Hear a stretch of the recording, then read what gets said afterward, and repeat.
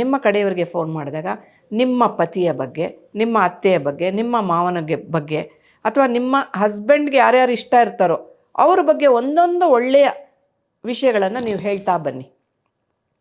ಇದು ನಾನು ನಾಟಕ ಮಾಡಿ ಅಂತ ಹೇಳ್ತಾ ಇಲ್ಲ. ಆದರೆ ಅವರಲ್ಲಿ ಇಲ್ಲದೇ ಇರೋ ಗುಣವನ್ನು ನೀವು ಹೇಳಕ್ಕೆ ಹೋಗಬೇಡಿ, ಆವಾಗ ನಾಟಕ ಆಗುತ್ತೆ. ಅವರಲ್ಲಿ ಏನೋ ಒಂದು ಒಳ್ಳೆಯ ಗುಣ ಇದ್ದೇ ಇರುತ್ತಲ್ಲ. ಒಬ್ಬ ಮನುಷ್ಯ ಸಂಪೂರ್ಣವಾಗಿ ಎಲ್ಲ ಕೆಟ್ಟ ಗುಣಗಳೇ ಇರತಕ್ಕಂಥ ವ್ಯಕ್ತಿ ಆಗಿರ್ಲಿಕ್ಕೆ ಸಾಧ್ಯ ಇಲ್ಲ, ಹಾಗೆ ಎಲ್ಲ ಒಳ್ಳೆ ಗುಣಗಳಿರ್ತಕ್ಕಂಥ ವ್ಯಕ್ತಿ ಆಗಿರಲಿಕ್ಕೂ ಸಾಧ್ಯ ಇಲ್ಲ.